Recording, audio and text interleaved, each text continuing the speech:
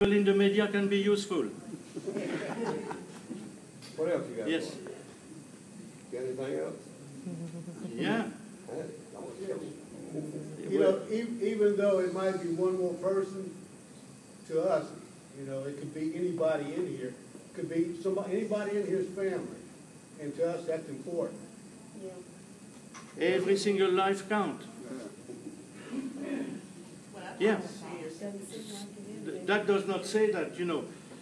Just say that the only thing, the fact is the distribution is not unusual. Is the facts of life. That's all it says. The distribution is not unusual. You see, it's in red. There is no abnormality. Now, every single one of these numbers is not a statistic, is a person. Some of them died. Some of the families grieving for them. Yeah, I agree with that. And this is just looking at the distribution. That's just numbers. But you're comparing two zip codes very close together versus these two might as well be combined to somewhere, say, all the way up in North Louisiana, where we not amount all the plants and gas and all that. That would be a good comparison. That would tell us something. I don't know, that skin melanoma right there from the two different numbers is a hell of a difference. I mean, suggested we move on. You'll see what the American Cancer Society has to say about the cancer due to the environment. It's not me, it's what they say. Let's go. Okay. So, understanding cancer and the environment. You have some, if you type that, you are going to find a real nice PowerPoint, 48 slides, very nice, very simple, done by, it's people in CDC. They discuss the risk of cancer. I mean, this has nothing to do with Bayou Corne. If you are curious about cancer and you want something very simple, 48 slides with a nice little drawing and giving you some information. Next.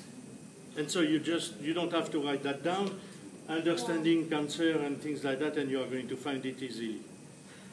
Yeah, you have some facts about cancer. Men, 1 out of 2 is going to develop invasive cancer in their life. And of course, the older you are, the more you go. If you look at the risk of cancer, you see the red one. Until you are 50, it's fairly small.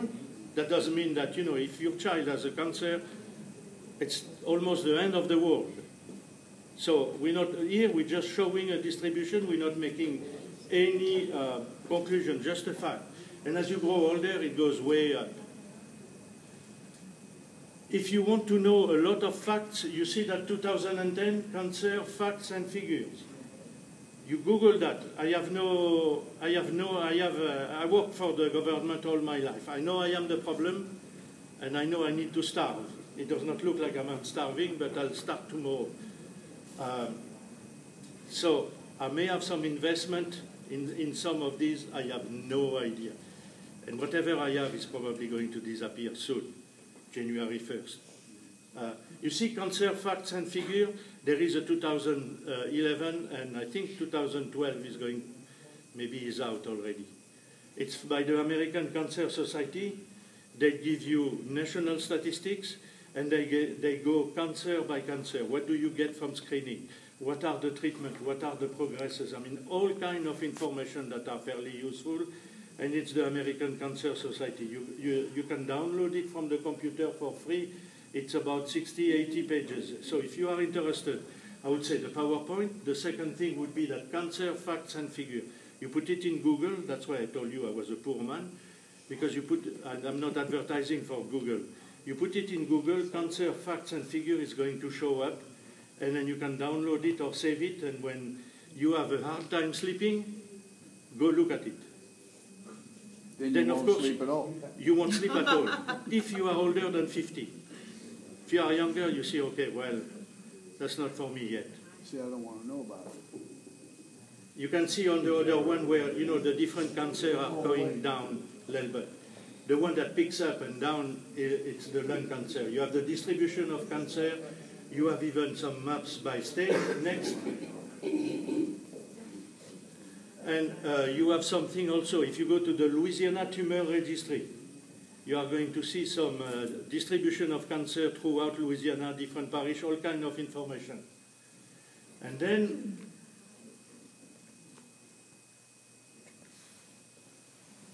and don't yell at me, I didn't write that.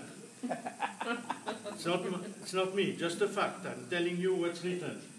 Exposure to carcinogenic agent in occupational, community, and other settings is thought to account for a relatively small percentage of cancer deaths, about 4% from occupational exposures, and 2% from environmental pollutants, meaning man-made and natural occurring. So that and that's in the American Cancer Society, the facts and figures for 2010. Didn't write that. I'm not part. I don't know enough about cancer to be even remotely acquainted to the American Cancer Society. So that's what they say. And if you look on top, the causes of cancer, you can see the big one, the diet. And the diet meanings, you know, if you eat a lot of fat, mostly the fat are going to have a lot of negative effect on some cells, and they are going to allow them to become cancerous and going on. I'm convinced of that. If you look at my stomach, you are going to start doubting whether I am convinced or not. But besides that, if you put that, and then on the next to it you put some boudin, I go for the boudin. There's too much boudin around, and that's what's caused this. So you have diet, 35%, tobacco, 30%, just 1 or 2 cigars a year. And then you have the sunlight, that would be for the skin melanoma. Then you have the others, viruses, 7%, occupational factor, 4%, and you have the 2% for the man-made natural, for the environmental pollutant, man-made and natural occurring. So, from what I have read, a lot of the cancer are in occupational medicine. In the old days, when you can see all the asbestos, for example, the vinyl chloride, you don't see vinyl chloride angiosarcoma of the liver very much these days because they wear good masks, they find other ways.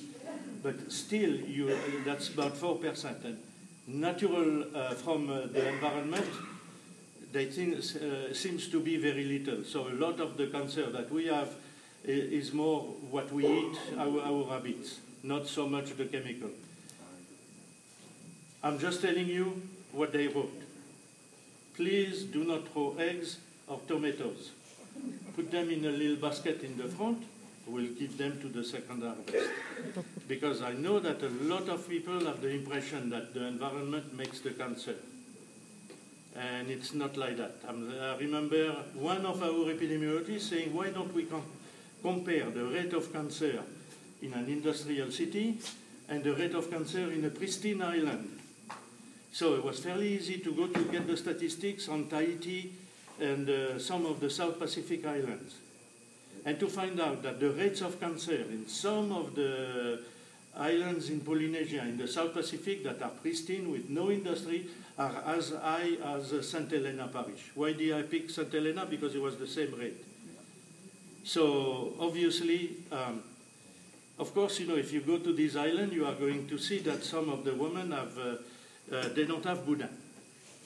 But they have other things that are not as good as boudin, but as fattening.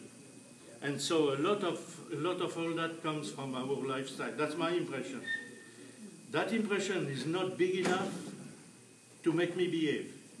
I'm sorry. Chemical plants don't do that to you. No. It's the boudin. Okay. Okay. So the Louisiana Tumor Registry is going to give you, if you are interested, a lot of information. The next, we should be getting to the end, the medical monitoring. So it seems that the question comes. You have been exposed to chemicals, so you need to be monitored. Okay, and that sounds like a good idea at first, a lot of good ideas, and then when you start looking in a good idea,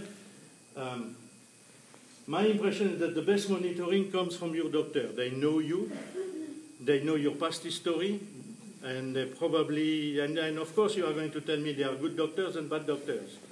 So it's like everything else. But at least go to somebody that knows you. That's the best monitoring. So we go, why? You have to decide whether it's useful. Next. These are the items that contain volatile solvent. Nail polish, that's mostly the toluene, the adhesive. Bitex, hexane.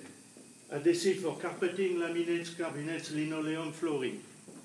Then the car exhaust, the glues, the lacquers, the paint thinners, the rubber, printing inks, cigarette smoke, the insulation, the fiberglass, the leather, dry cleaning fluid, detergent, gasoline, furniture wash, water supply, styrofoam, that where you put your food, the jet fuel that you don't have too much in your house, and the industrial emissions. So you can see there is all kind of chemicals everywhere.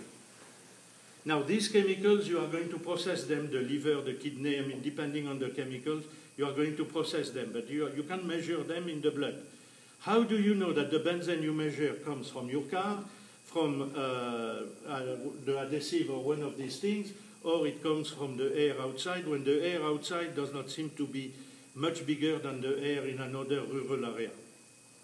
So you are going to measure all that in the blood, and at the end, you have numbers and you don't know how to interpret them. That's one idea. The second thing, so you can see these chemicals live everywhere. Now, a logical conclusion, I'm going to get out of the house and I'm going to live in a cave. In a cave, it's going to be cold in the winter. So you are going to make fire. Your cave is going to be even more polluted than your house. So then you are going to go up the trees. I would say that if you go up the trees, probably you live in a tree, you are exposed to much less chemicals. But then it's windy, it's cold, and you are going to fall on your nose. So next. Cigarette smoke, that I found a real nice picture where you can see, but people choose to smoke cigarettes. And they choose to smoke cigars. So that's their problem. Next. So we don't want to compare that and give it too much importance because that's your choice.